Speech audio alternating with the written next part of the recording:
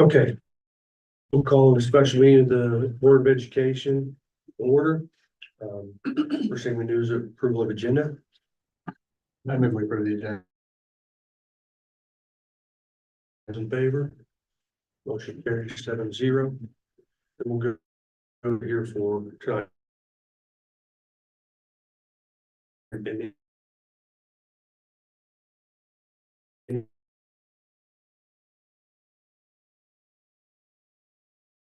Any ball report.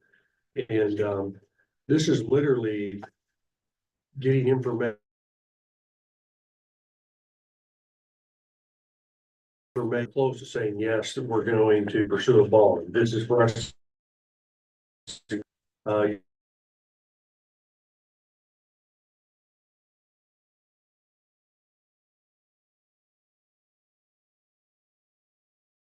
Time frame is after tonight is we have a little bit of time with this. It's probably come back in March and have our discussion in the March meeting.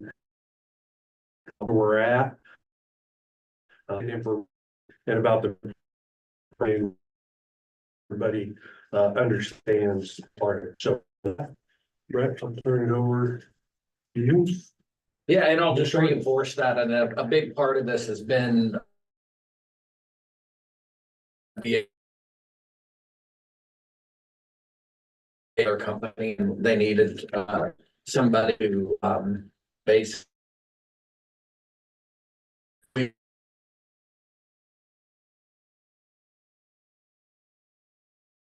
kind of are paying off our bond in about a year and a half. And so knowing of the VHS with was to inform us as it relates to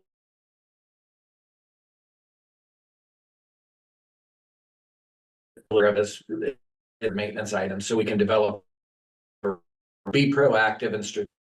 We spend dollars, and so that kind of kicked all this off. And knowing that our bond is going being paid off in September 2026, we felt like it was a good use of our time for the board to at least learn what that process looks like, what a timeline would look like, and to see if it's even feasible, doable, if the board has any interest in proceeding forward. So that's the purpose of tonight. We have several guests for you that will help. Hopefully by the end of the night, you'll have a 10,000-foot view of if you were to choose to proceed forward with a bond, what that process looks like, all the way from a financing standpoint to a timeline standpoint to a marketing standpoint. And then eventually you would obviously have, if you proceeded forward, would have to start prioritizing and planning strategically for how you would attack some of those deferred maintenance items. But the goal is to develop a long-term plan of deferred maintenance, no matter if we proceed with a bond or not. And so hopefully it's informational tonight. We do have several guests. A little agenda here. If we can try to stick to that, but don't worry, guests, we're glad to have you here. If you need a little bit more time, it's not a big deal. And like I said, tonight is informational for our board members to help make an informed decision at some point down the road, whether or not this is the path they choose or not. So our first guest is Clayton Kelly. Clayton, come on up. And he's from Piper Sandler, which is a bond financing company. And he's going to talk to you about, where our current bond is and what it might look like if you would choose to move forward from a financing standpoint on a potential future bond. So I will turn it over to you, Clayton. Thanks, Brett. As Brett mentioned, Clayton Kelly with Piper Sandler. We help school districts across the state with bond planning, but really just from a financial standpoint, capital planning, getting an understanding of where your district stands today for your cash flows, for the fund where you have the ability to finance projects. And that's really your bond and interest fund when we start to take a deeper look into it. So in the packet that I have for you today, we'll really just kind of walk through some of the key metrics that we use when we're evaluating the cash flows of this fund, this bond and interest fund, as well as historically where those key metrics have been for you as a district. And then we have some just informational hypothetical scenarios. What we view as capacity for issuing a a potential new bond issue look like? And then finally, we'll just kind of walk through, I think it's really helpful. This is the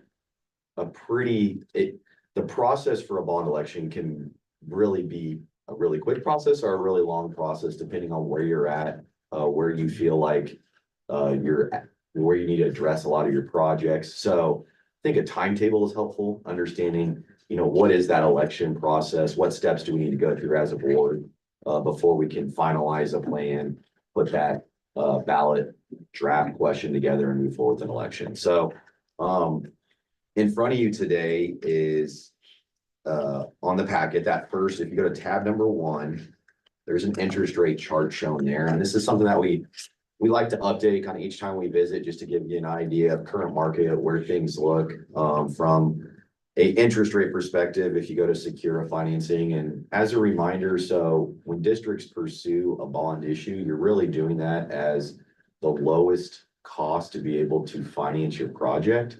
And the reason it's the lowest cost option for a district to move forward with their project is because it requires voter approval. So by going through the election process, there's essentially a security from an investor standpoint that look to invest in this, that they know that it has been voter approved and that there is a pledged revenue source for future bond payments. So this first chart just shows interest rates over the last 35 years. As you can see, we're quite a bit above where we were just a couple of years ago, but those were all-time low rates. And really the volatility that we've seen recently is starting to stabilize, as you can see over the last year or so. And compared to historically where interest rates have been, we're still kind of in that 4 to 5% interest rate range on any type of bond projects for school bond issues, which is still a good time to finance a project. I mean, I think when we start thinking about, what are some of our biggest costs? Obviously, interest cost is going to be one, but another big one is cost of waiting to do a project, the cost of inflation. If you wait to do a specific project, that same project 5-10 years down the road could be significantly more expensive. So being able to take care of that project today through financing it in a bond issue is a lot of times a good approach to move forward. So take care of a lot of your capital needs. So these next couple of pages are historical information for your district, and we really look over the last 10 or 15 years. When you go forward with a bond issue, typically you're looking at 15, 20, 25, or 30 years. So we like to have some idea of really 2 metrics. Assess valuation. So that's going to be the tax base or the revenue source used to pay back the debt, as well as state aid. You'll notice we're showing both of those on this page. State aid, you're currently receiving some state aid, 25% as of this budget year on your current outstanding bond issue that matures at the end of next year. Unfortunately, there will be no state aid on this new and upcoming bond issue. Back in 2015, the state legislature made a change, or legislation made a change in how that formula was calculated. That's why you kind of see a bonds authorized prior to 2015 and after 2015. And they really changed the base metric of that to prior to 2015. They would take the median assessed valuation of all school districts in the state and assign them a 25% state aid on your bond and interest payment. In 2015, that formula changed to now being set as a part of the lowest or the poorest, what they view as assessed valuation per pupil district in the state, which was Fort Leavenworth, which had a military base. So they never needed actual dollars to finance a project. And what that did immediately, as you can see back in 2015, you essentially dropped a significant amount in your state aid on any future bond issues.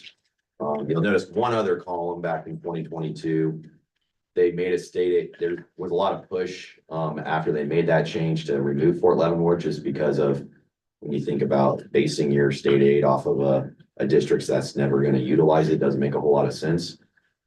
Where they removed Fort Leavenworth, but at the same time that they removed Fort Leavenworth from the formula, they also dropped everybody's what they essentially call a cap on what you can receive by about 25 percentage points. So even though they changed it, not a whole lot changed, in the formula. So all that means moving forward is no state aid, for your project for bond and issue or bond and interest. Assess valuation. Again, we try to look at the longer term metrics on this. I mean, if you look at over the last 10 years, your district has grown at over 5%. Really a big boost came in 2021, with a 21% jump in assessed valuation in your tax base. But we do make some assumptions in our cash flow. This is a big one, assessed valuation growth. So this gives us an idea of kind of what it's been. And I'll talk about here a little bit when we go into the cash flows about what we're using moving forward. The next page is mill levy history. And so when we start thinking about the different funds that the district has available to take care of capital and operational needs, there's really 4 funds that we look at. On this page, that far left column is general, 20 mills. Every single school district in the state of Kansas levies 20 mills for their general fund. The next column to the right of that is local option budget.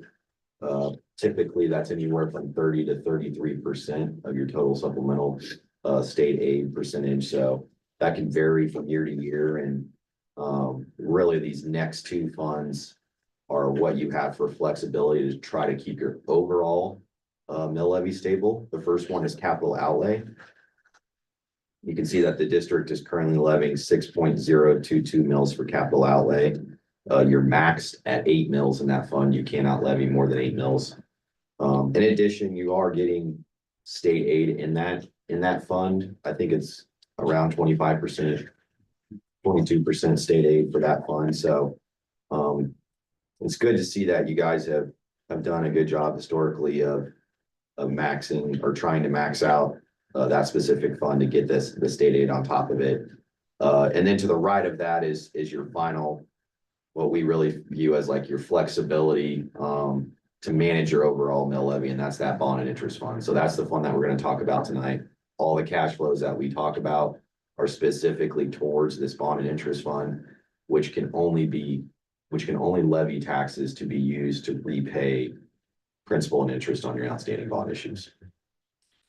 So really, we look at that total district levy to the right. You can see this. When I look at this, what I view as how stable it's been really over the last 6 years. You're kind of in that. In 1 year, you dropped to 45, but really been in that 47 to 48 mil range over the last 6 years. And you can kind of see, to be able to stabilize that, you really had to move around your bond and interest fund a lot to be able to do that, just because your local option budget is set a specific percentage. It can really change mill levy from year to year. So a little bit of strategies each year on how you need to be well aware of the position that your bond and interest fund is in going into the budget season. And it's fun that we're about to talk about, just because there's some strategies around how do we keep our overall district levy somewhat stable through the utilization of managing this bond and interest fund. So the next tab really starts to get into our cash flows. And so this first page, we call this a mill levy analysis. This first page illustrates just status quo. What does it look like now with your outstanding bond issue? A reminder for that series 2022 debt service, it's titled 2022 because that's when the district went and refinanced that bond issue. And that was originally part of the 2014 election, that November general election, which I believe was 7.6 million was the original amount of that. And I believe it had a maturity date of 2030. So part of that refinancing included paying the bonds off earlier, which we're now talking about, kind of leads into this conversation, 2026. So when you start to look from left to right, a lot of this information that's the same information we just went over. So you have your assessed valuation on the far left, and anything in blue font we try to show of what is historical or what you've already budgeted. So assessed valuation, we're showing 1 year, and kind of going back to what we were talking about historically over the last 10 years, you've grown at a little over 5% on your assessed valuation. We're only assuming in all of these cash flows 1% moving forward. So we like to be really cautious because we don't ever want to put the district in a position where you share a specific mill levy increase potentially for a project, and then you come back out, tax base drops are super volatile in that 1 year, and now you're having to levy a higher mill than what you had shared with voters. So we just really like to take that approach for any of our cash flows. If you guys feel at some point that 1% is too cautious, we're absolutely willing to take a look at that and give our thoughts on if a more aggressive growth rate makes sense. But just for a baseline starting point, we're showing 1% here. To the right of that is the annual debt service payment on that 2022 outstanding bond issue. We also have a total debt service column. So if you had multiple bond issues outstanding, that essentially would add up or sum those two, but it's the same figures for this purpose. Then you have your state aid, which is 25% of that annual payment. Motor vehicle revenues to the right of that is essentially just another revenue source outside of your assessed valuation tax base that will go towards paying principal and interest. And then you're really left with these last kind of three columns on the right. Your debt service net of any state aid or motor vehicle revenue. That's where you really get to the calculation of how many mills do we have to levy in this fund to make that payment. So that's reflected actually on the far right where we're showing that total mill levy. So you can see that the most important that we view that fund balance column. So that one, just the second from the right, we like to keep that at a somewhat healthy level just to absorb any movements, future movements in your assessed valuation, as well as give you that flexibility. So this is really the fund that gives you that flexibility to stabilize your overall mill. So you've had that ability in the past to move it, up or down, to keep your total taxes stable over time. In terms of timing and just thinking about, okay, when does it make sense? I mean, do we need to wait until we pay off these bonds to start a new bond election? My short answer to that is no. However, I think you guys are in a really prime position right now where when you think about when's the absolute drop dead date that you would essentially have to drop this mill levy to zero before you can pursue a new bond issue, that's going to be the end of 2026, where you're essentially going to have that September payment paid off. So when you go into your 26-27 budget, you're going to be forced, if you don't have a new bond issue outstanding, to drop from 6 mills to zero because you don't have any debt service that you're paying for this fund. And this is specifically for that fund. So a lot of districts will start having those discussions the same time that you guys are right now of, hey, it makes sense because we're kind of up against this potential drop dead deadline before we completely lose the 6 mills that we're levying in this fund, to start talking about a bond issue. And I would say at this point in this range, there's really not too soon of a time to run one as part of this discussion. I think it's a lot of the discussions today and over the next couple of months are probably going to dictate that timing. But just know that if we went out for a bond issue, let's assume a November of this year general election bond issue, you actually wouldn't close on the financing until likely the spring of 2026.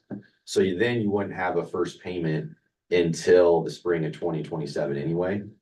So you're actually, even though you're calling the election before you're paying off this bond issue, your first payment on the bond issue isn't until 2027 anyway.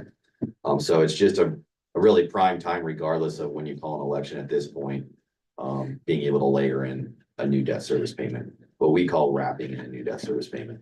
And this is shown on the next few pages to give you an idea of, okay, what is that amount? If we keep our mill levy in this fund at 6 mills and we finance it over different terms, what is the capacity to be able to layer in a new project or a new bond issue at that 6 mills? So this first page is showing a financing over 15 years, and that amount for 15-year financing is $9 million. With a conservative 1% increase. Exactly right. Yes. So we're showing 1% assessed valuations, again, 0% state aid, And then in our interest rates, you get a little bit better rate by going with the shorter financing term. So you see that the rate's a little bit lower than 4% from what we showed earlier.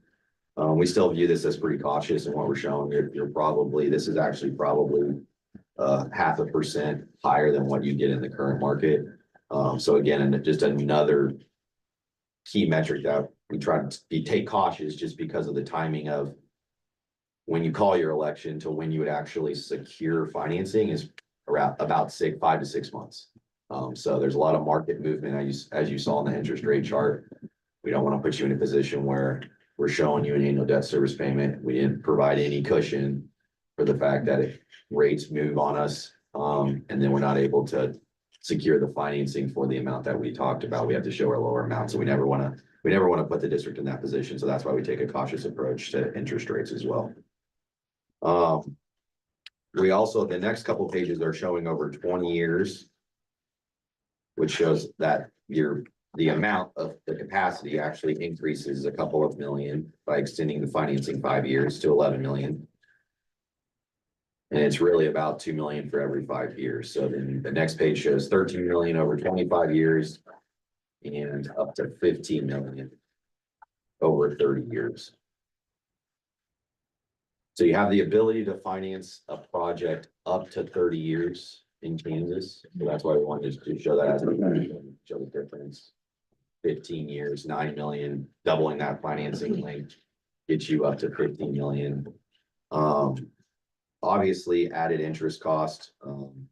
If you're looking at the same amount over 15, 20, 25 or 30 years, we have seen a lot of districts, once you kind of have an idea of the amount that you want to move forward with, consider a longer term than what you maybe would expect for that project. And a lot of that is just from a financial strategy of bond issues are unique in the fact that you have the ability to pay them off at no penalty, exactly with what you saw in your prior bond issue. So if you go back to your 2015 bond election, you financed that over 15 years and you took advantage of when interest rates dropped significantly low, refinance that, but not only at a lower interest rate, with a shorter term.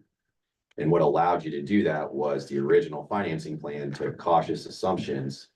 So your cash flows in your bond and interest fund looked really healthy, which allowed you to accelerate and pay off more bonds than you originally scheduled to.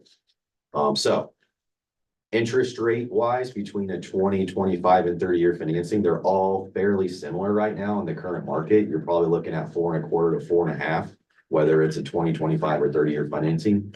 So a lot of times they take advantage of, let's secure that longer financing, lock in the fixed rate. And then if we have the ability to start pay this off earlier, or if rates drop lower, we can do it then. I think it all comes down to the amount of the project that you're looking at and whether or not it would require a mill levy increase. Because keep in mind, the shorter that term is, the higher your annual payment's going to be, which is going to be that higher mill levy required to make that payment. So there's a little bit of balance of, we understand it might increase interest costs, but it's also going to be a lower mill levy requirement. So a lower essential ask from our taxpayers by extending that out for them.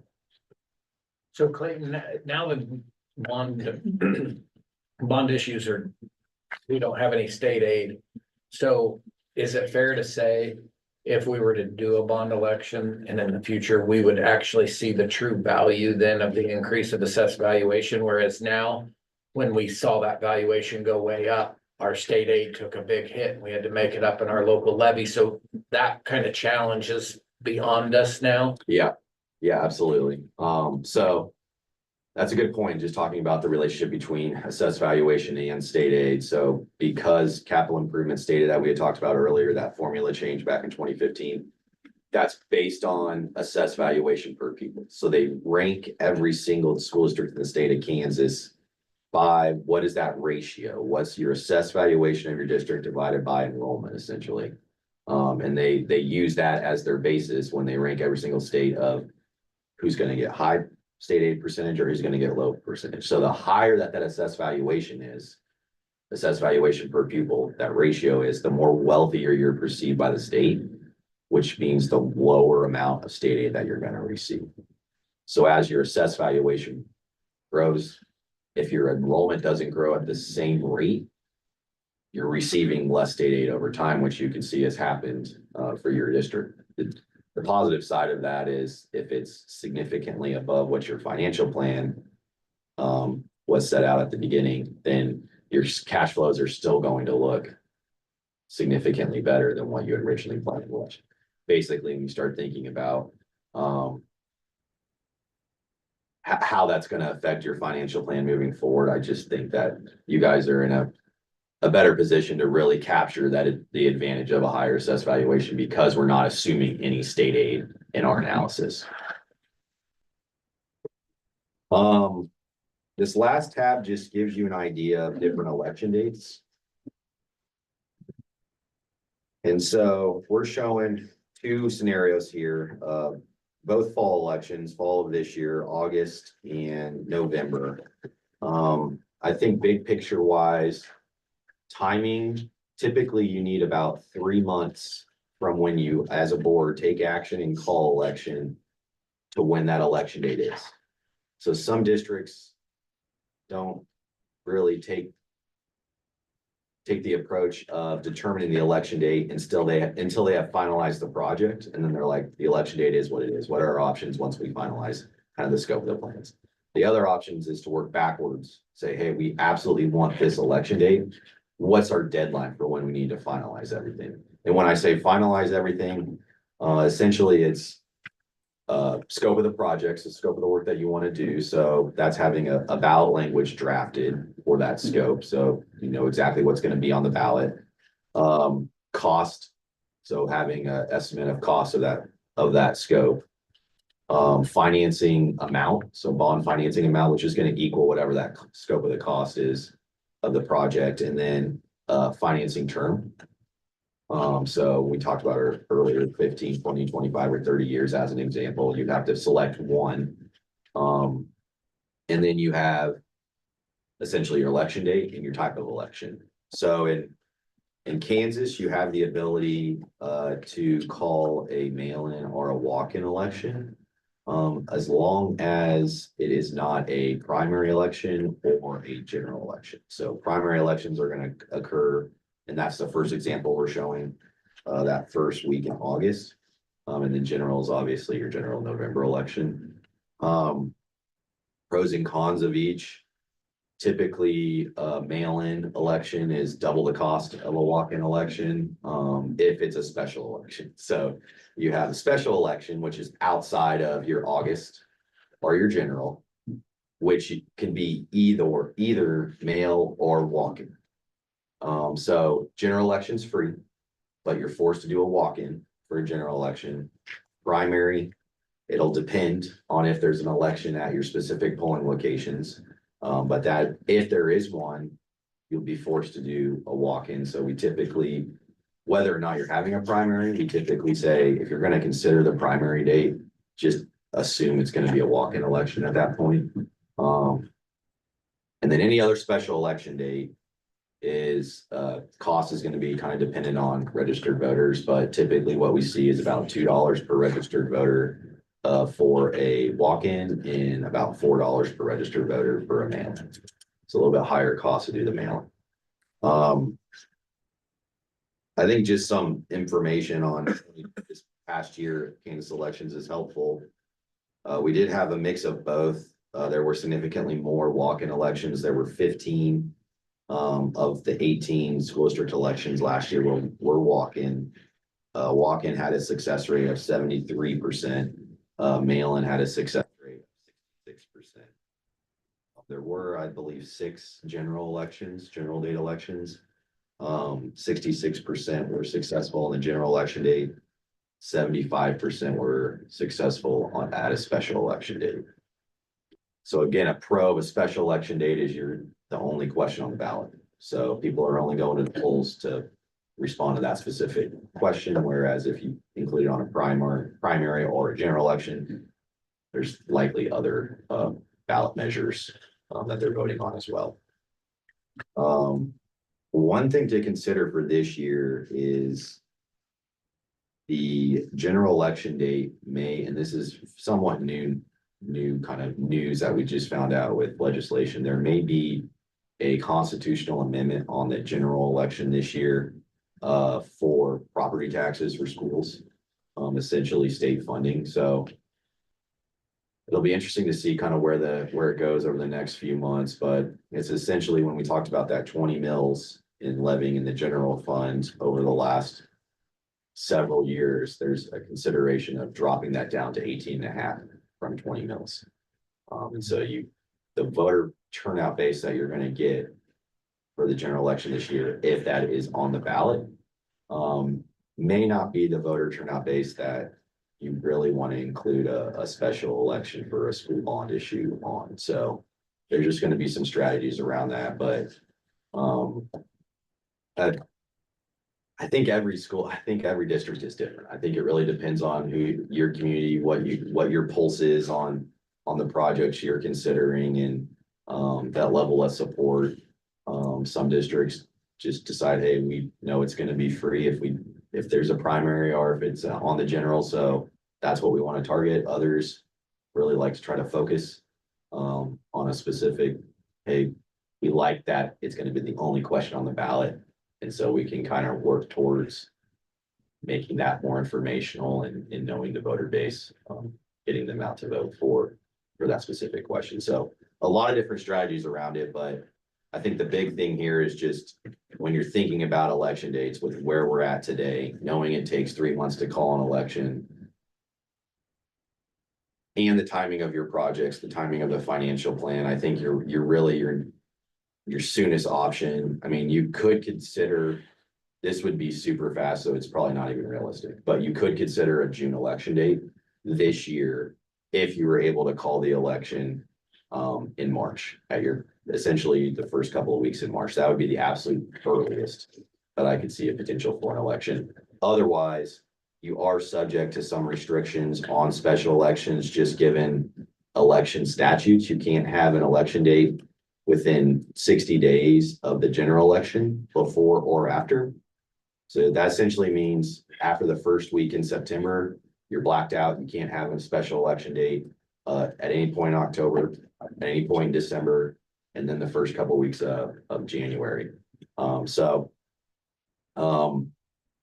It makes fall really your only options as general election date, primary election date, or a special election at some point in August up to that first week in September. Otherwise, you'd have to wait to have a special election until spring of 2026. Yeah.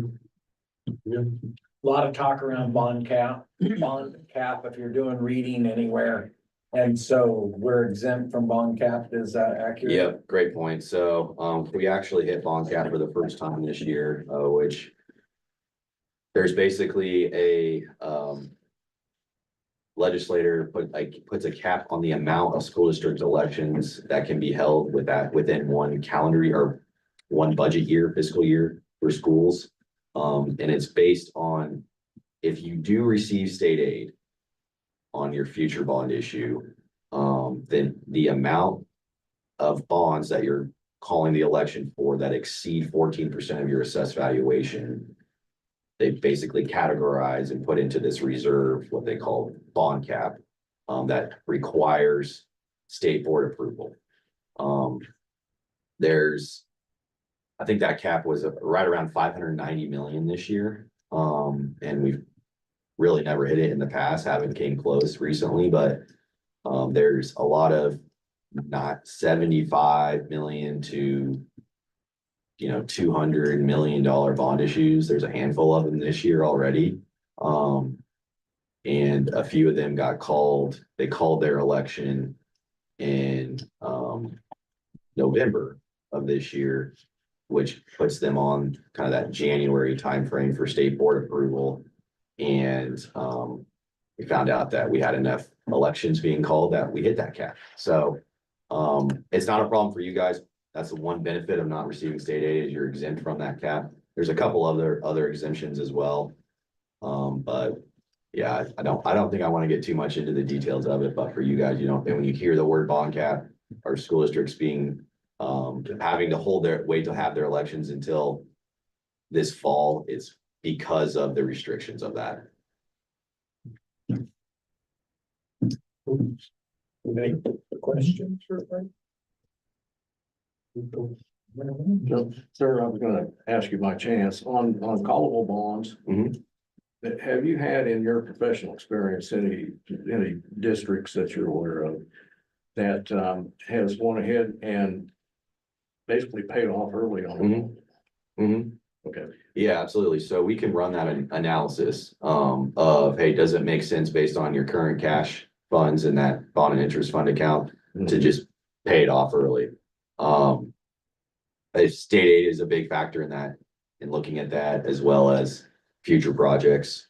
So when you're talking about that mill levy management, if you do pay it off early, there's a chance that you no longer have a payment in that fund and you're gonna be forced to, well, it might save you, some interest savings. You're then forced to drop that mill levy to zero. So then any future project is considered a mill levy increase. But yes, we actually look at that quite often. I think it's an interesting environment right now with where interest rates are. It's when you think about your cash and what you're earning on idle funds right now, there's a lot of districts bond issues that are outstanding are as a result of all the refundings that we felt like we did over the last few years, are less than 3% on what they're paying. So sometimes it just, for them, it says, hey, we want to hold on to our idle funds. We're earning better than 3% on that. And we'll just let it mature when it matures and keep essentially the fund balance of that fund for any potential future projects. But yeah, absolutely. Okay, thank you. Well, thank you, sir. Yep. Appreciate it. Thank you. Okay, next big key, Brandon. You guys wanna come up and I'll get your name tag so they know your name. You guys can come and sit up here and there's a clicker here and the PowerPoint's ready for you. Brandon, are you sitting here? Greg. That way they don't know you leave. Thank you.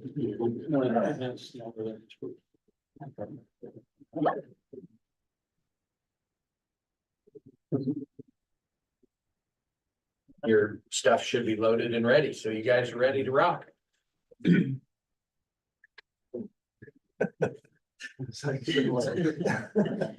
I'm Brandon Gibson and Greg Tyson we're with SBT Architecture.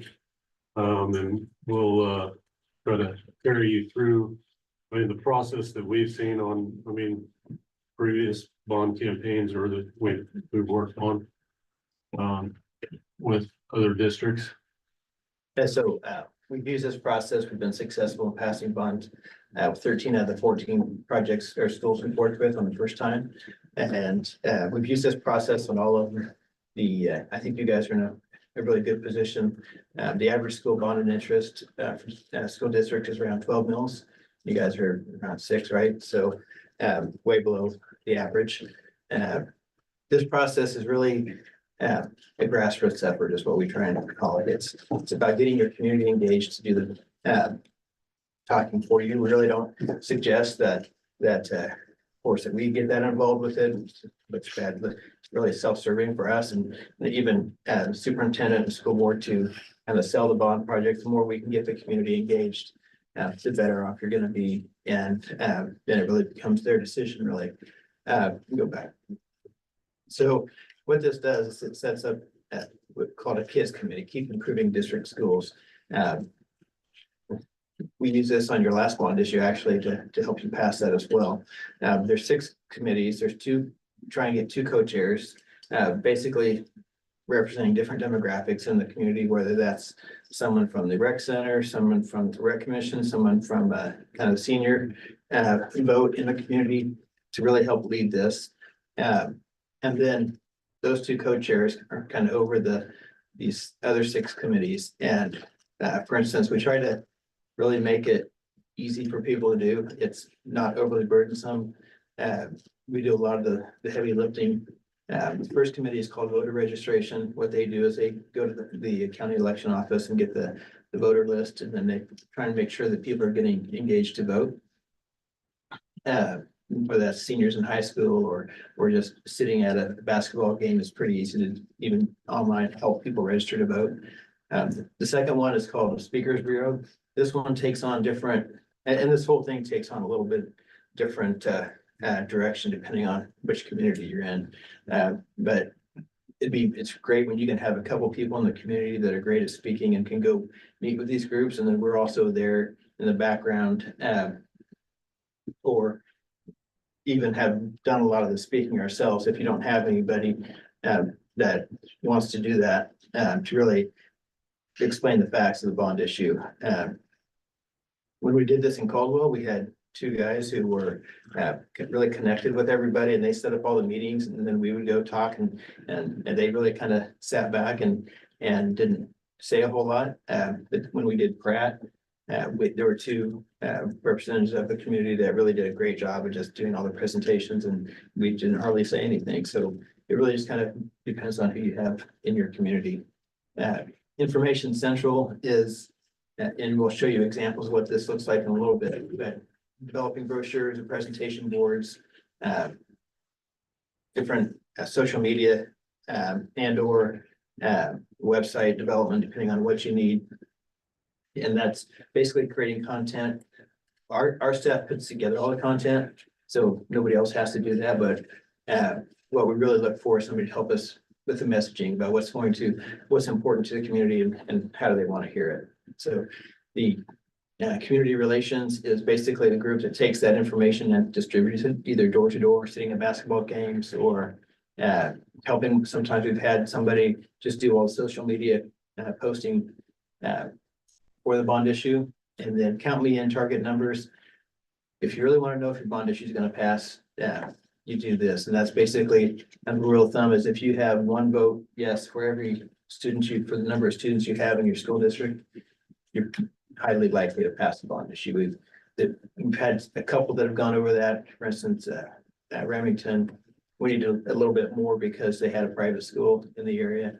And so they really targeted they had about 500 students, and they targeted 550. I think they ended up needing 534 to pass that. So really close on that, but it's really kind of the rule of thumb is if you can get one yes vote, for every student, you'll be in good shape. And then the ways and means, the school can pay for information that is just information, but you can't pay for anything that says vote yes on anything. And so that takes a different committee, and we have this Ways and Means Committee. Usually the biggest cost of this is for yard signs, which costs about $5 a piece. It's probably going to cost somewhere around $3,000 to run that bond campaign as far as the materials are concerned. We've never had a problem, people in the community stepping up and donating to that. Someone just has to kind of run the checkbook, and then there's got to file a report for the county clerk at the end of the bond election about how money was spent and all that. So that's kind of the gist of it as far as the committee is concerned. What we like to do is set up this committee probably 6 to 8 months before you're going to have the bond election. And then the actual public campaign, and you go to the next slide. You can go to the next one. And the next one. The actual public phase of the campaign is only about 6 weeks. And part of that is so that you don't wear out the people who are on that committee. Because even after 6 weeks, they're going to be ready to be done. And you also want to build momentum up to the bond election. And what we try and do is we'll send out the first 3 months, we'll be meeting with that kids committee every other week or something like that, just to work on getting all the information together.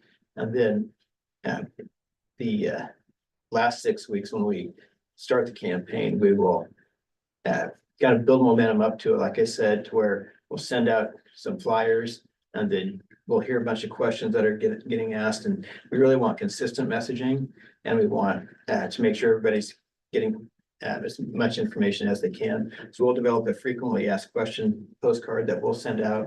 And then as we get closer to the bond election, we recommend putting out the yard signs around 2 weeks before the bond election.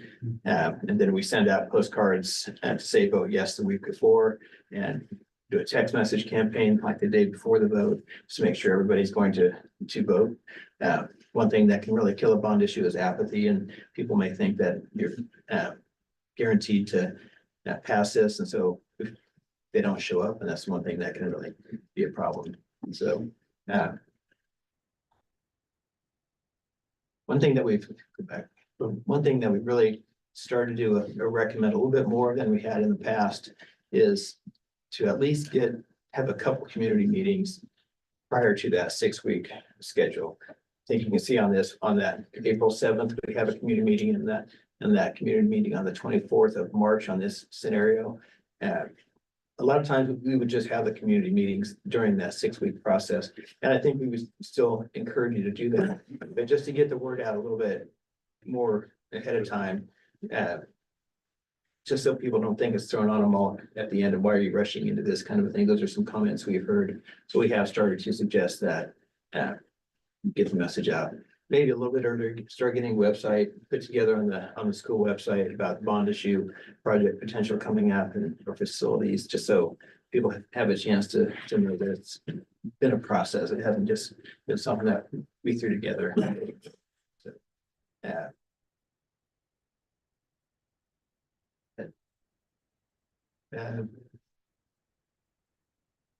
we also recommend communicating in as many different ways as possible. Some people like social media, some people like videos, bullet points, whereas others like handouts. And one handout that we do is just pulled out that's in 14-point font, so it's easy to read. For people who want to sit at home and read that, and we just send that to everybody on that from that election list, a voter registration list. These are some examples of the trifold brochures about bond facts.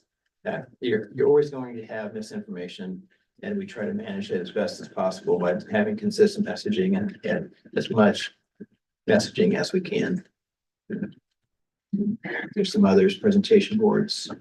Presentation point, and again, I mean, we help once you have nailed down your scope, project scope. I mean, we help generate all these graphics and details. I mean, if Matt wants to jump in and help out, that'd be fine, but we provide all this stuff, and then in these examples, there are examples of what, like Greg said earlier, what you guys can put out, as the district, but then down lower, there's the vote yes. I mean, boards that would have to come, through the kids committee.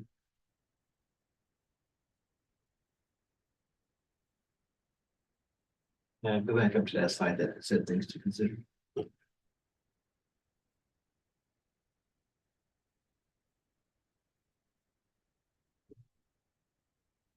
So Clayton started talking about when is the best time of year to have, or what the options are for having a bond campaign.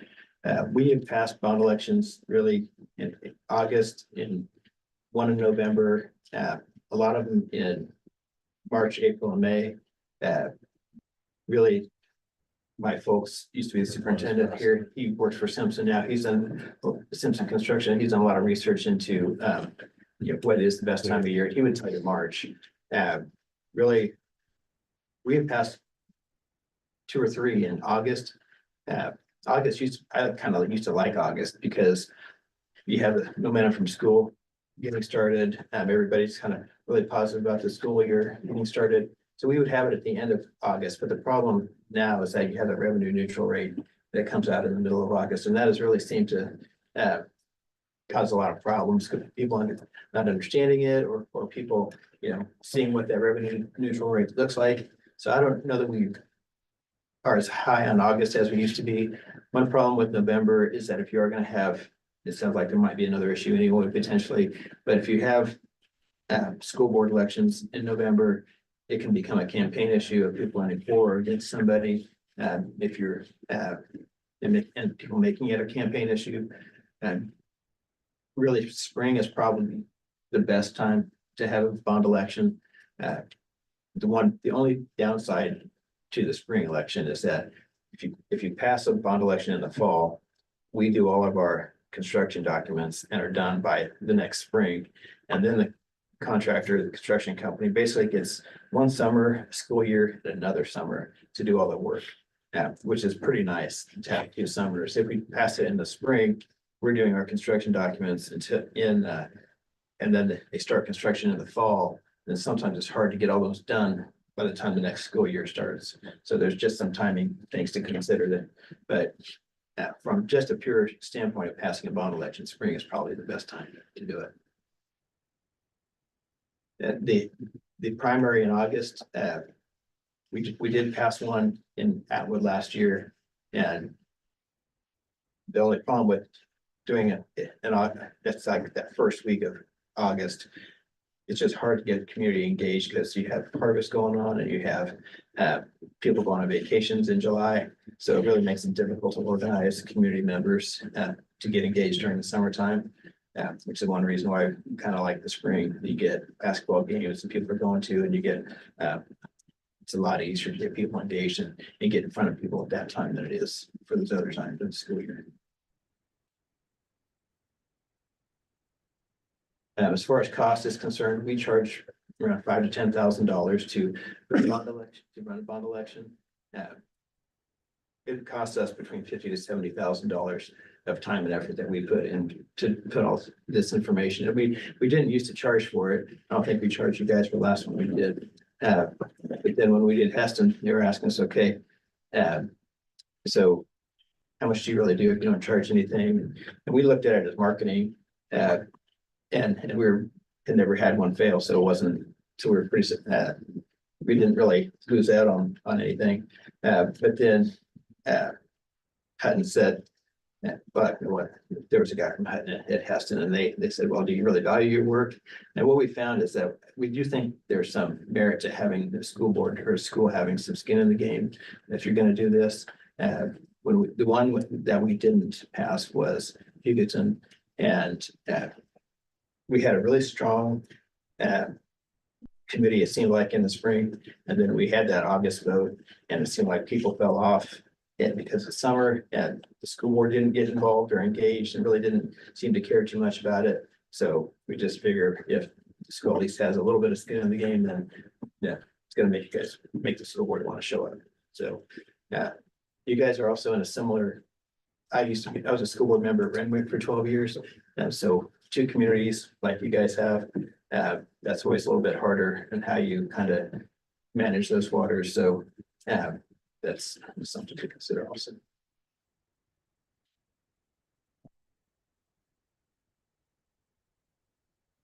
I think that was a lot. Any questions? So appreciate that. Anybody else? Yeah. So a spring target date would be basically a year and a few months from now. And then from a financing standpoint, that would still allow you to enough time to call bonds and budget them in by your July budget season. Yep. Is that kind of what I heard you guys say? Yeah, you can do it late February, you can do like beginning of March, beginning of April. Had good success. Past 3 on May 9th one year, so anytime in that time frame works pretty well. I think the last 2 we've done were in April because we had board elections in April. They always had that April election. If I remember right. I don't know, this would be, if we do one, it'll be the 3rd one that I've been involved with, so. First 2 passes. Yeah, we had one in 2000, 2001, when we built the library at the high school and built the new gym at Wakefield and did air conditioning in the whole district. And then we had one in 2015. So they both passed. That we did. We would recommend a walk-in. We've never done a mail-in ballot. And I think it makes people want to show up who really want to vote versus a mail-in ballot. But that's for you guys to decide. And then seems like there's one other thing I was going to mention. Yeah, that's so my mind, but I think that I'll do that. Okay. Thank you very much, guys. Thanks. Really Appreciate that. And Adam, Levi, I'm not too. Who's going to the podium? August because. Is that up over there? if we're gonna do it. Because it's everybody needs to send for vacation. Well, and it's just too. Not going up. Schools. You're going to the end. Yeah, it's. Okay. I'm getting wrong, we might have done one in November, and we started that fall and spring, and then had summer. So. State. Yeah, they changed everybody. You gotta know that. If you got board budgets in April, and you take it that long. All right, and I think you guys have all met, both Adam and Levi. They're with BHS. They've both been heavily involved in our facility audits and have, I think you guys saw all those, the documents, the initial ones they put together on our facility walkthrough day.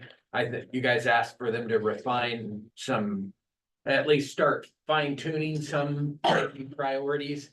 And so they've kind of initially done that, and we know it was so much information, so on that one day, and so it was a lot. And so we wanted, my hope was for them to spend a little bit of time going through again, 100,000-foot view again of their findings of all these things that we need to have on our radar in the next 10 years. And they did start to funnel them down a little bit. By no means does that mean anything set in stone or decided upon. It's just, as you recall, you asked them to refine some recommendations because there's a lot on there. And as you know, as we've talked about, of all these items on our list over the next 10 years, we do have the ability to prioritize strategically over the next 10 years. And what projects are we going to identify and fit into our capital outlay budget? And if we were to proceed forward with the bond, which projects would we designate or align to the bond issue? And so their list today could be bond, could be capital outlay, could be a combination, depending on what direction you guys choose to head in the future. So, Adam? Is experiencing technical difficulties. We're getting it. It's thinking real hard on. While we try to get this open, what we have prepared is a run through, kind of an executive summary level of the budget worksheets that we toured. We've toured the district, back there, I think it was in November as a group. Well, a summary of that. And then we have a BHS recommendation on that, as Brett mentioned. We've also put together some drawings, which if we need to reference what line of work meant work in what building and what locations as a reference, because there were a lot of options to walk through and to absorb and to talk about. And so that's what we're trying to put on the screen here. I apologize for the difficulties. For why it's not working.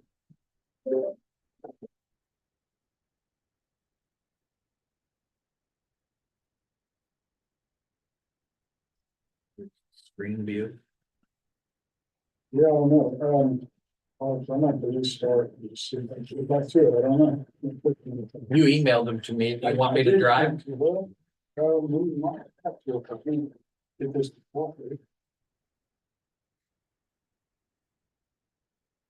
Oh.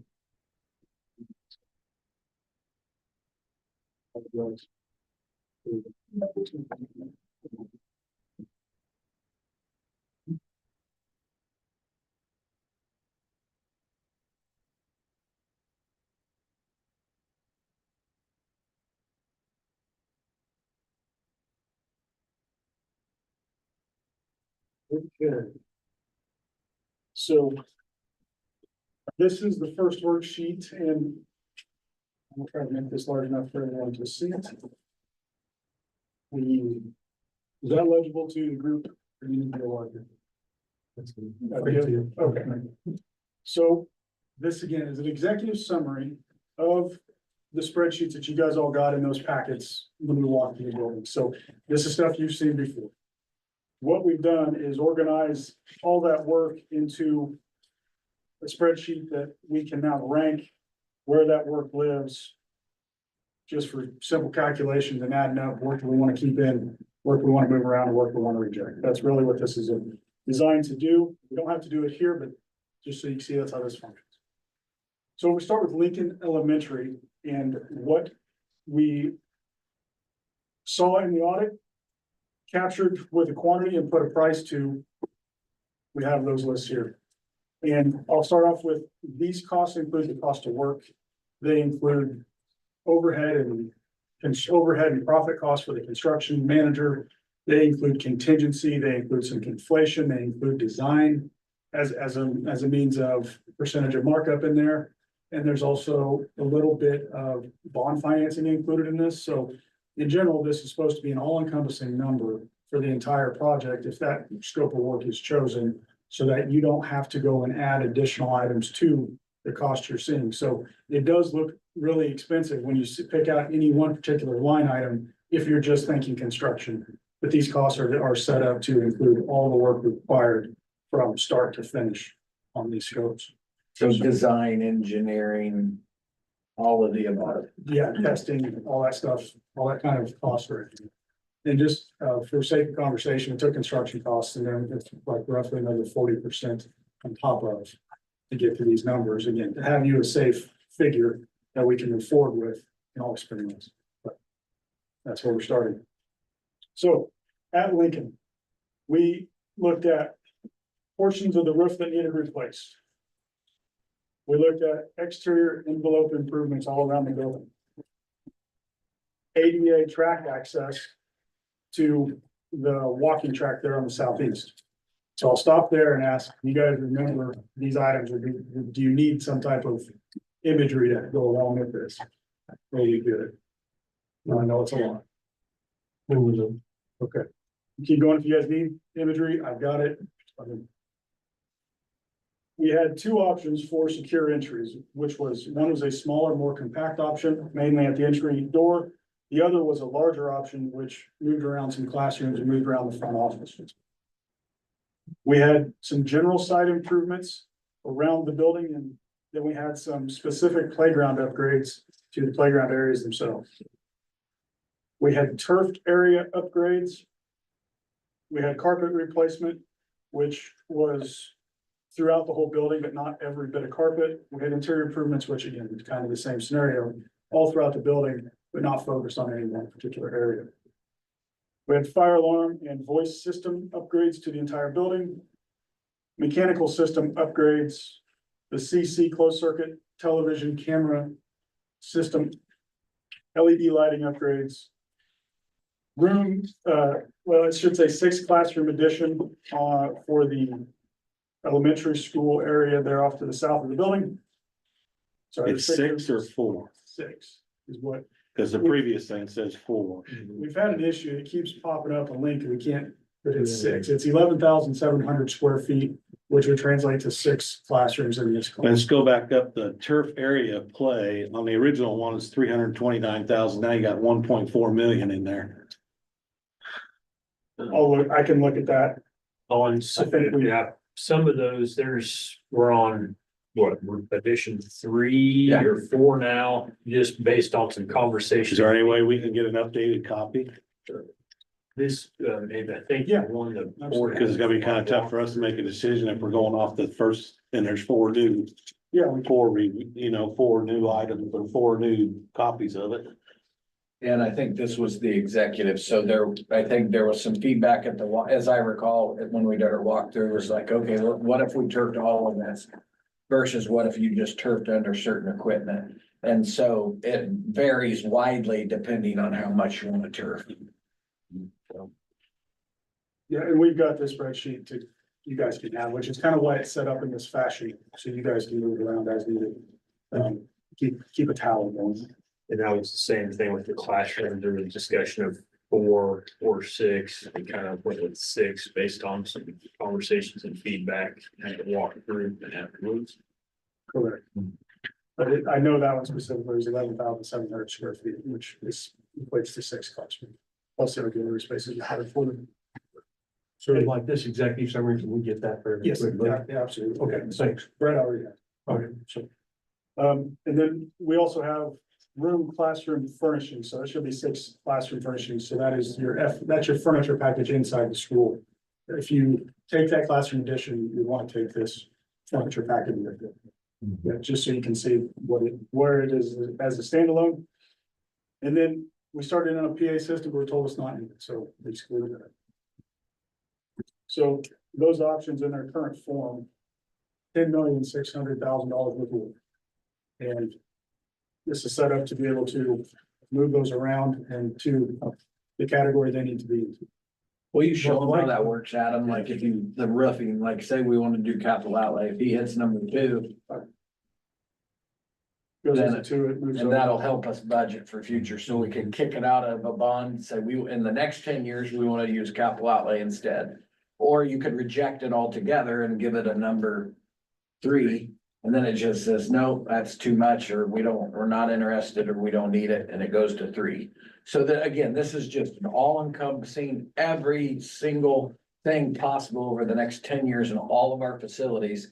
And so again, just as a reminder to everyone watching and in the room, we're not saying these, we're doing these. This is everything identified.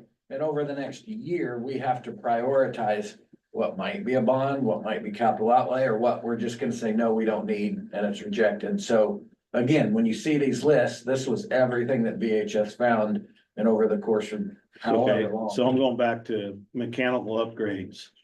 Hmm. They're on every building, and we just spent a little over $2 million doing mechanical upgrades. Just spent a whole bunch of money at the middle school for boilers and chiller and all that stuff. I can't think in the next 10 years, we're gonna have to do mechanical upgrades. With that particular item, we reached out to a contractor, which is working with the district central mechanical, and had them provide feedback on all the units and all the buildings. So our costs here are based on the feedback they provided to us. I'm sorry, I can't speak to any particular. A couple of the specific ones on Lincoln is there are some through the wall units that probably in the P-tax in the next 10 years, they'll be at the end of life, to where if there was a bond, depending how, and the way we were looking at it, depending on how much work you do district wide, it would make sense to upgrade those from a through the wall unit, which is not energy efficient at all, but maybe look at some rooftop that can be paired with a couple other ones, more buying power, kind of improve your efficiency, better service for the school. But then there's some auxiliary work, patching a wall, those type items. That's kind of all encompassed in that mechanical. And then on the mechanical, that also includes hot water heaters, circulation pumps, exhaust fans, all those type items. The kind of the onesie twosie things that get overlooked, but hit your maintenance budget on a yearly basis. When you're doing them 1 or 2 at a time, they quite a bit more expensive than packaging it kind of district wide.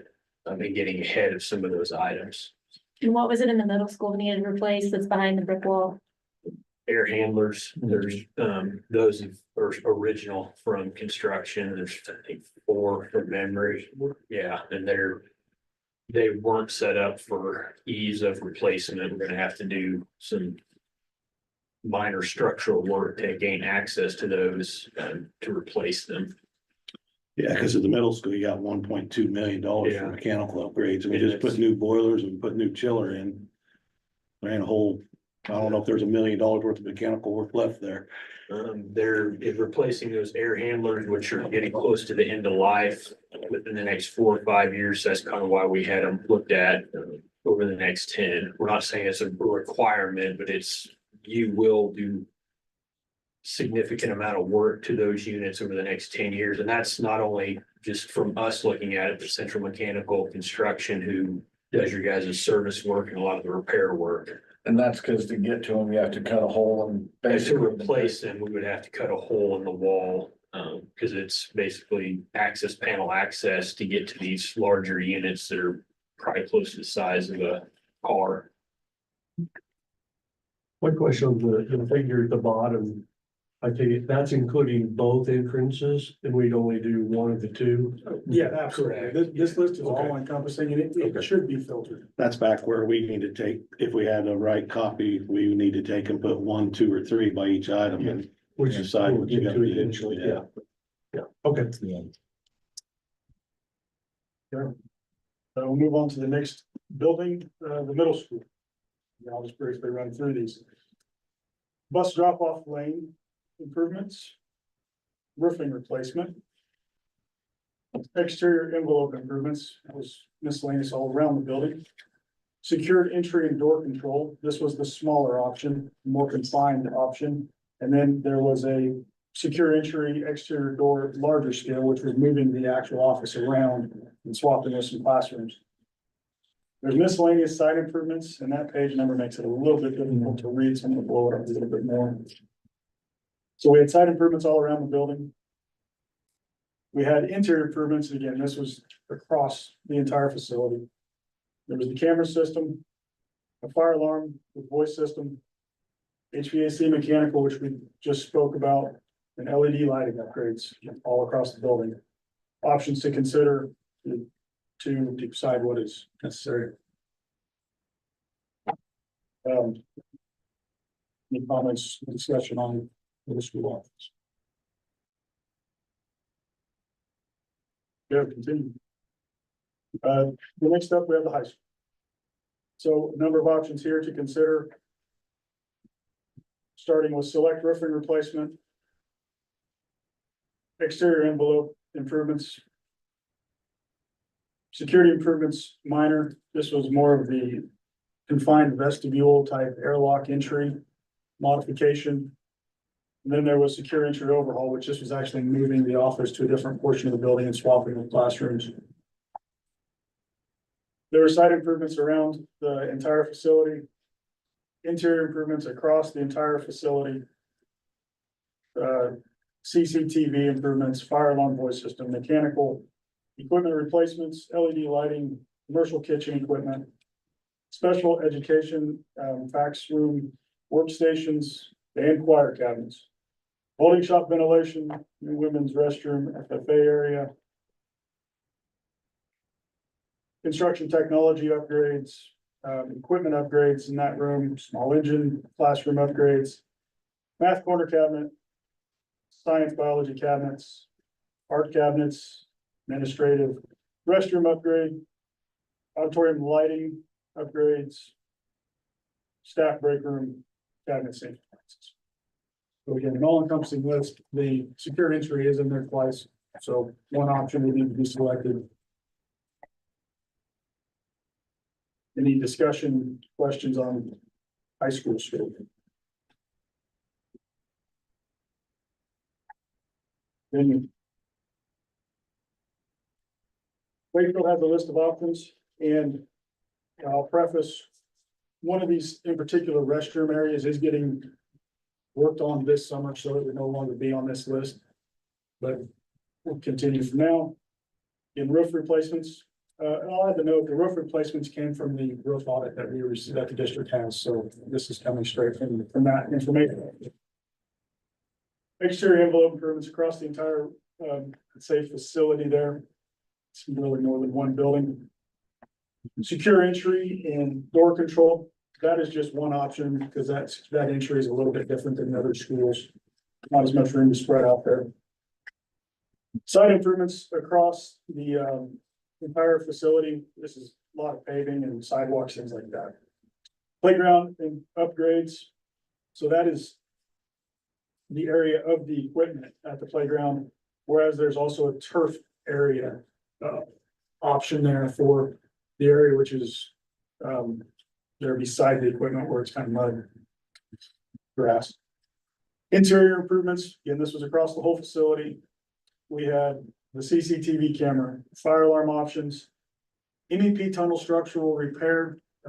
So this was from the tunnels as they're starting to flake off and kind of disintegrate a little bit.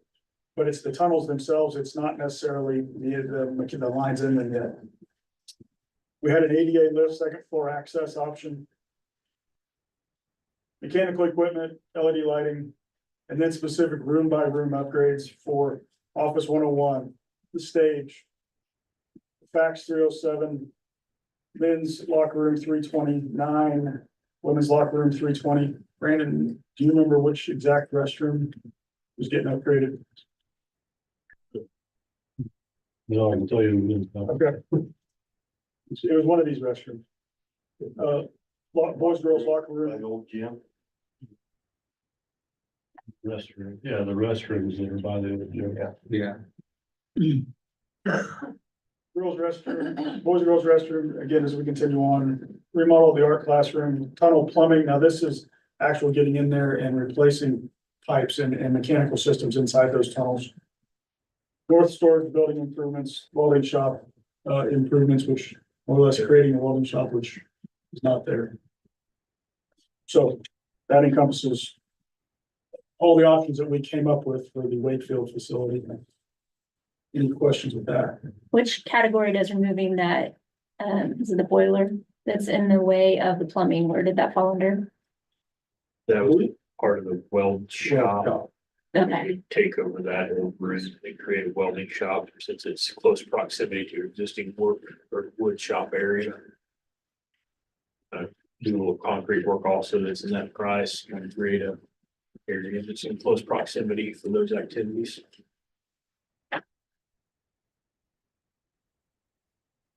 Try to continue on here then. Now we had a list of miscellaneous improvements. These are spread across the whole district. They're not specific to one particular location, but softball field parking area paving is what this represents. That concrete? That would be with concrete. We had Wakefield track resurfacing, which I think this one may have already kind of came back off the list, but we had a price for it, so we want to make sure we can. ADA parking for football, and this is, and here are their options. It's more about how much parking. There's places they could live where it could be inside the fence with the stadium. It could be across the street to the north with the softball area, in a couple locations. We had, adding a sidewalk from the, district gym up past the football field there on the south side of the street. So those all total, that 2 million is seen there again, need to be sorted and decided upon. Any questions with those options? Then Garfield Elementary. I had a number of items here from, again, roof replacement from the report. Exterior envelope across the entire building. Secure entry door control, and just one option in this, at this building. Site improvements across the whole campus there, and that's mainly based on sidewalk and site repairs. Playground upgrades. So that's the specific play areas. Turf area upgrades, so that would be putting down turf. Interior improvements. This would be work across the entire building. The CCTV camera system, fire alarm voice upgrades. This district office reno. This is kind of a standalone item. It would depend on other items related to the district office, whether or not it was selected. It's where it's living for right now. Elevator lift right now is not priced. Pre-K restroom. This is adding restrooms to 3 pre-K rooms in that building. Mechanical equipment replacement. LED lighting across the building. The total for that, again, not all these options work together in the exact school as it's sitting now, so decisions would have to be made and other items on this list affected. Questions or continue? Tim. Okay, district office. So this is an allowance for remodel of this particular building. And that's standalone item for this building.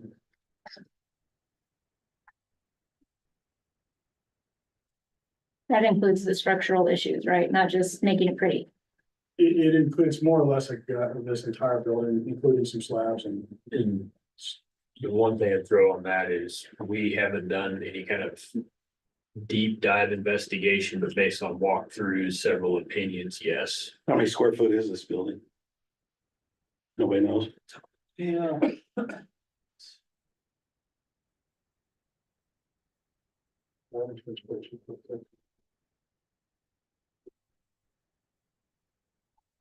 6,556. So, and it's a big number. But this building would take quite a bit of work if that option is, which we'll always do less, but. Can build a heck of a nice new building for less than that. Yeah, You can build a new building. I don't know if you get it this size for that cost. We are preserving some parts of this building.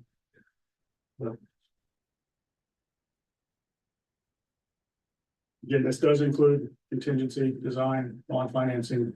There's a lot of items in here beyond the construction, but. And it's just an allowance. We're not prescribing any particular scope of work here. From conversations that there's a decent amount of work needed. Okay, I'll continue.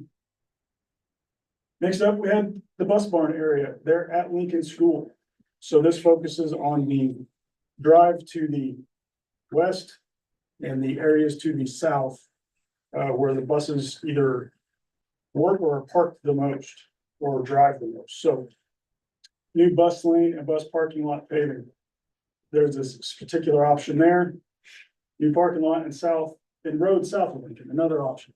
I will stress some of these options somewhat overlap each other. So I want to stress this is a good set of options to review the illustrations we have provided with these to make sure that we're all talking the same thing, because these can be kind of hard to picture. Gravel around the bus barn area, bus parking and fuel depot, separate item. Maintenance building improvements, so that is that's the smaller building there at the bus barn, and then bus barn improvements, the larger building. Do you want to go and pull up the map? I would, yeah, as I said, I would.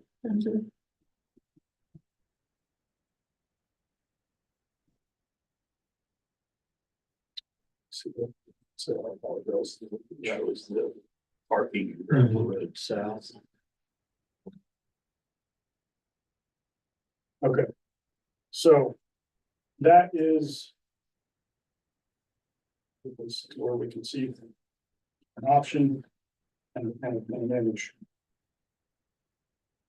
That is your bus lane and bus parking lot drive improvement option, be paving of that area. And if you guys are looking at this for reference, there is a legend with a code by the estimate summary, so you can put two and two together. Next option here is new parking lot and road south of Lincoln. So this would continue that existing parking lot to the south down to Sherman Street. Next option, gravel around the bus barn area. So the gravel improvements of that area. Another option here is this bus parking area and fuel depot.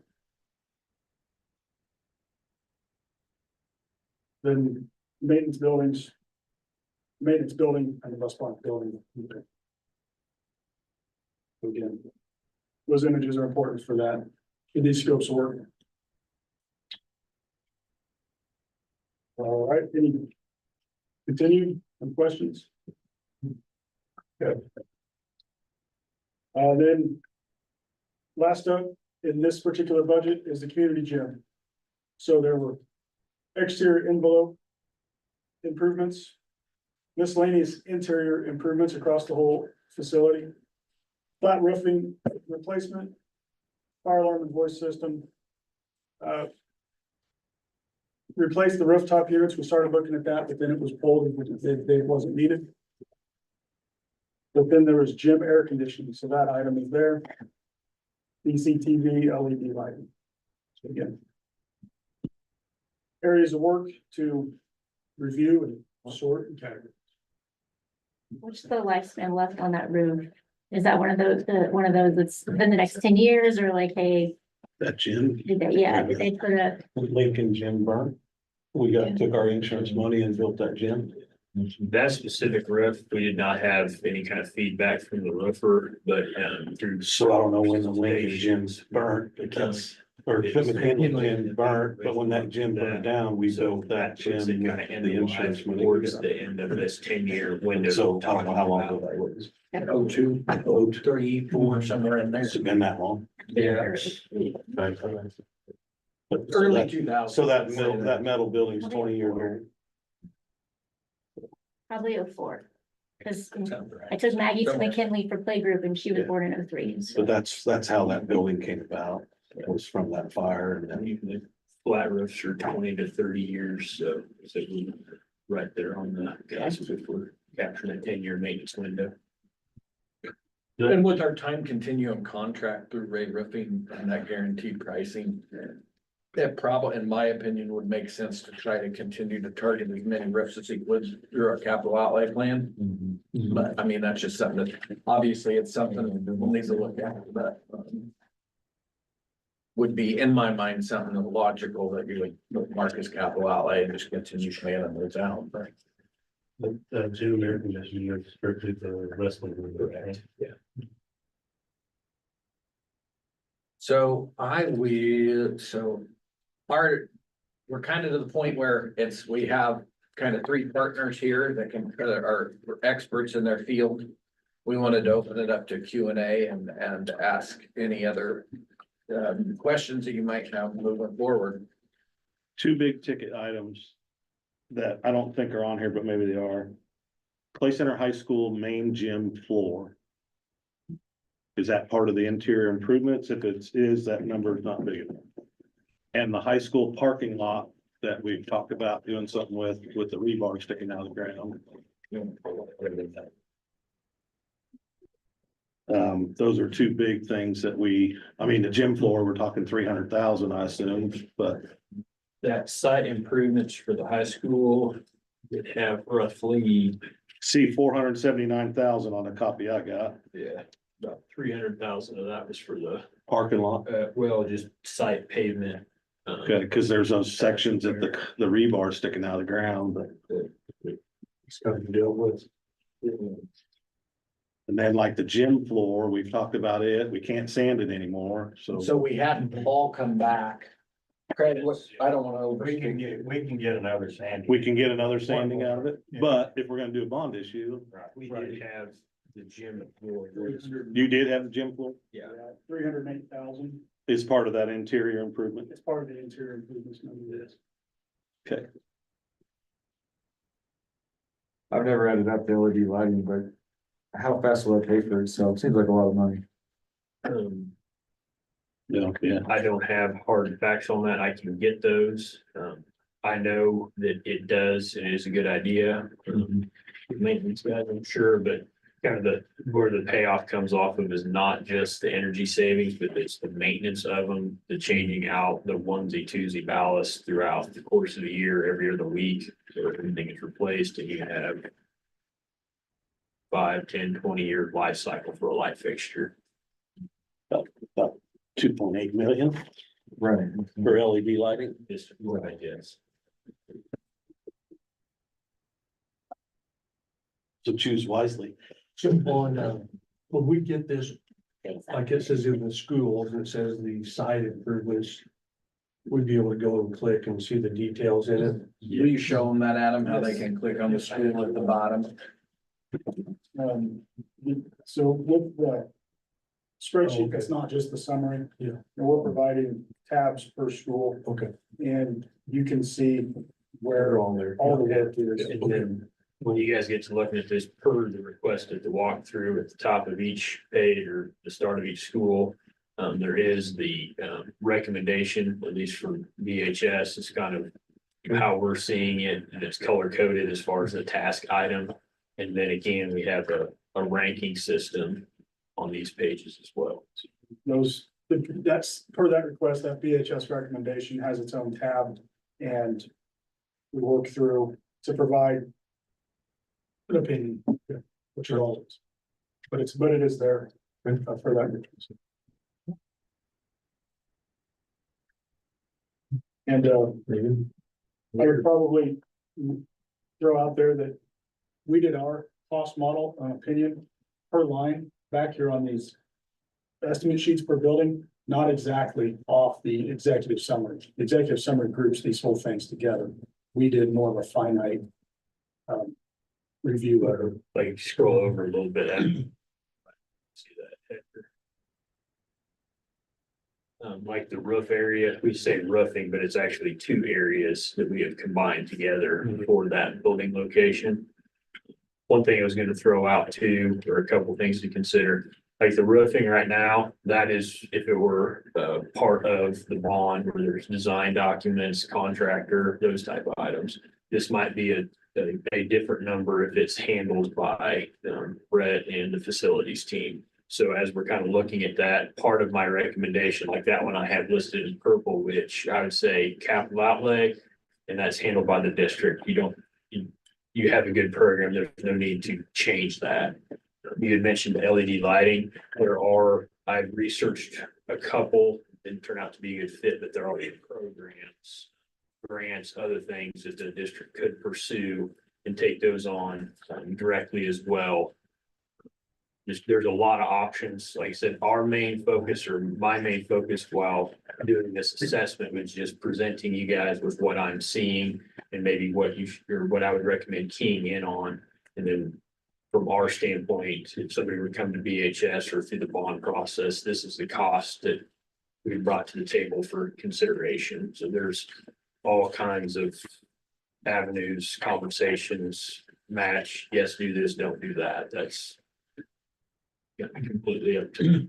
And I think a good frame of mind, at least for me, is so we know that over the next 10 years, if we generate $1.8 million a year in capital outlay, well, times 10, we have potentially $18 million that we can pull out of here and schedule out over the next 10 years. And that is my goal. But wherever we end up by the end of this project, that we get all of these essential items scheduled out over the next 10 years. Some of it's divided with a bond, fine, it makes it easier. If not, then we'll just have to, if we choose not to do a bond, then we'll have to reject a lot more and fit 18 million into a 10-year plan. And so that's my goal, is regardless of if we do a bond or not, I want to get these things scheduled out and have a very clear roadmap for the next decade on what we have to hit and win to ensure we have quality facilities. Which would be twice as long as our timeline now. We're getting that 5-year plan now. Let's expand that out to 10. Well, I think you can eliminate quite a few of these items, anything under 75,000. I think we ought to just do our capital outlay. You could make this list a lot shorter. I mean, at the high school, there's 10 items under 50,000. Levi had an interesting approach that I hadn't thought of. Your example of like exterior or like, your bulk pricing, explain that, how you did Just it. one thing I wanted to bring up to keep in mind is a lot of the numbers we're looking at here are, like you said, a onesie, twosie, just small stuff at individual locations.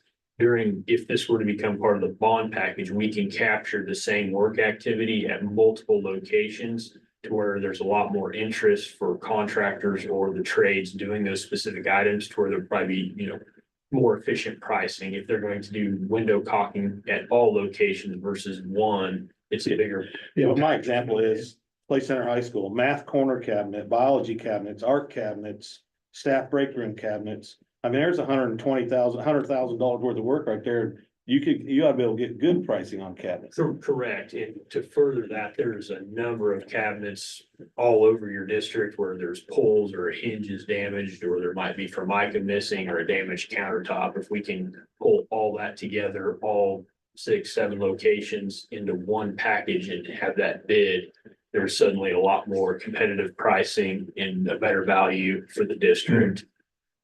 That's what I was kind of, one of the things we hope to capture in these maintenance assessments when we're doing that, is instead of just fixing one location, let's see if it's better long-term to do multiple or all of them, kind of group that together for better pricing and more purchasing power for you guys.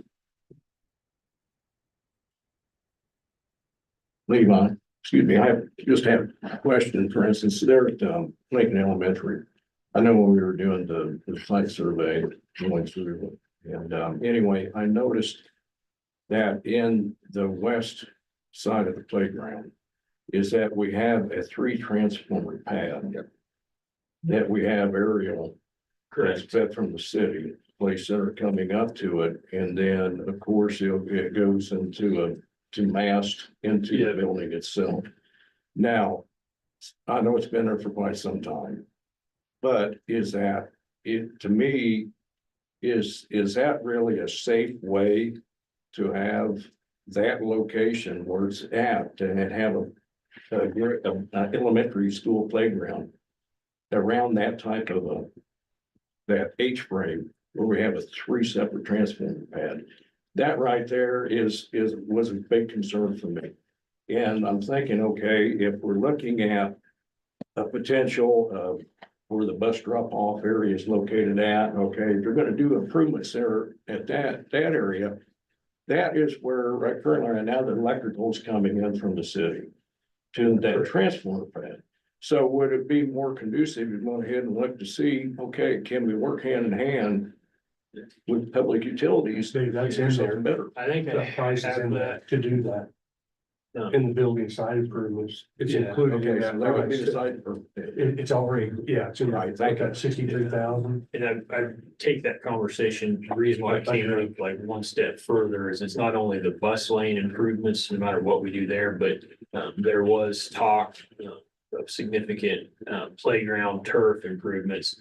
If something were to ever happen to those transformers, it could damage the turf possibly. To service those, the electric company has to come across your playground. So we would need to relocate that if you were to do kind of a significant investment of turf and additional playground equipment, we'd want to eliminate that. Future maintenance concern, so it's another item that need to be considered. Thank you. But that figure is in their side improvements. Yes, they're good.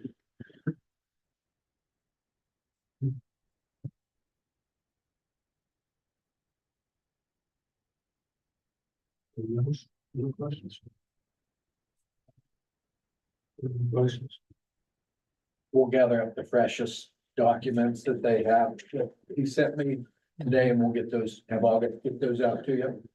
So yeah, and if you want them printed, when August emails you, just email her back. And she can print them on bigger paper for you and you can stop by and get them if that paper works better for you.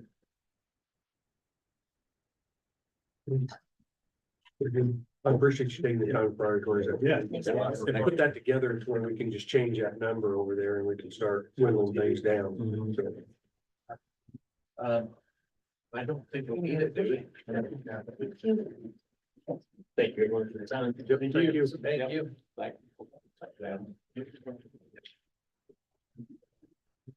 Anything else? Anybody else have any questions? A lot of information. We say from that aspect of it is to roll it over and get that stuff from August and if questions come up to get them to Brad and then I plan on having a little further discussion in March. Where we go next after giving everybody time to look over this.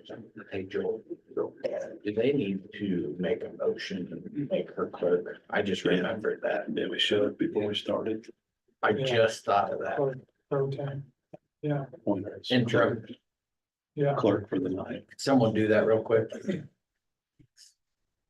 make Jacqueline, interim clerk for This the, meeting. entirety of this meeting. Second. All those in favor? Motion carries. We'll wait till you're done. You're in the note. Wait till I read the notes. Is that what you're saying? Very good. With that, we're gonna take a short break. We'll come back and do big motion for executive session. I can see a couple minute break.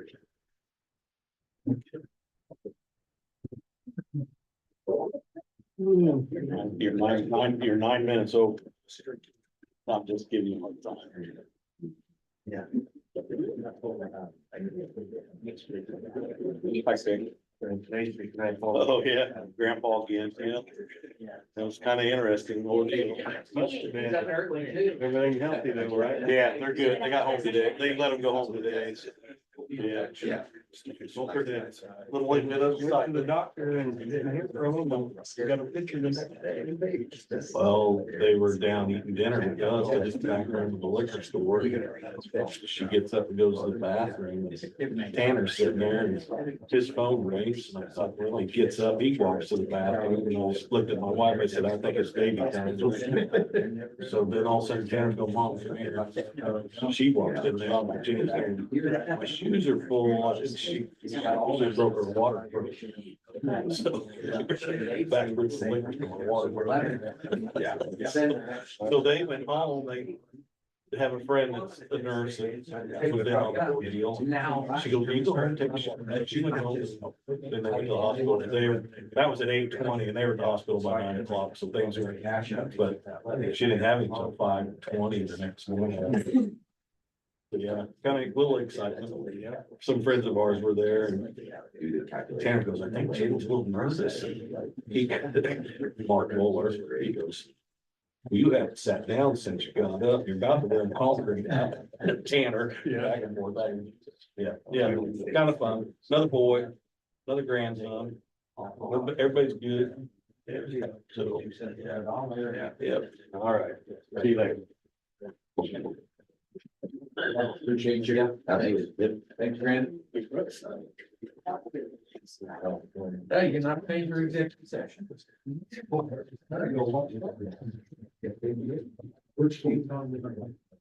it's a national. Been watching my oldest granddaughter play basketball Saturday. She plays at Mound Ridge. And they won 28-4, I think, but if they'd have made half the shots they missed, they'd have won 100. 10-year-old. Yeah. It's like, holy cow. Yeah.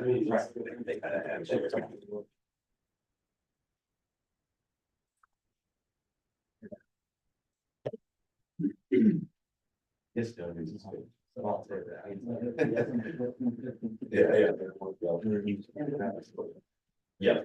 I think they're kind of big.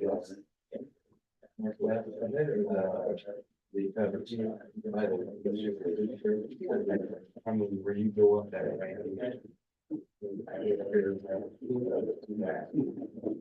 It's not, it's just right there. All right, we'll resume the meeting now. On the executive session is, I move we go into executive session to discuss the annual superintendent evaluation pursuant to the non-elected personnel exemption under KOMA. And that the open meeting shall resume at 7:55. The executive session should include board, superintendent, and council. Second, and second, all those in favor? Motion carries.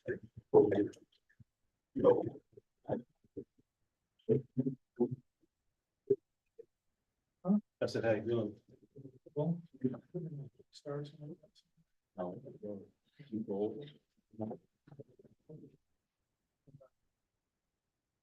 You told me. Are you coming? Hopefully it don't die on you.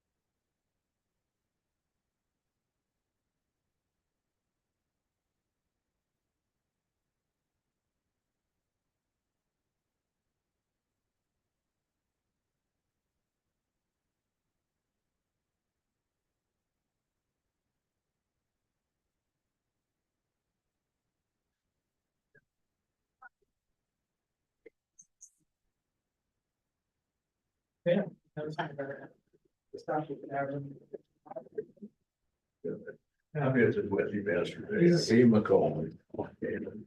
I think he's feeling a little rough. Yeah, he's, seems to be doing a lot better. Good. He got that permanent defibrillator anyway. Good. And it's so. I wish him a happy birthday. Birthday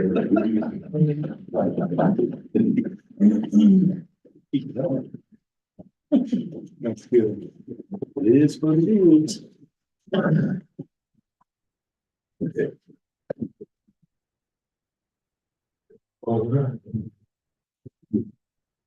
With that, we will, start the regular meeting again. And, need a, motion to adjourn. Move we adjourn. In a second, all those in favor? Motion carries.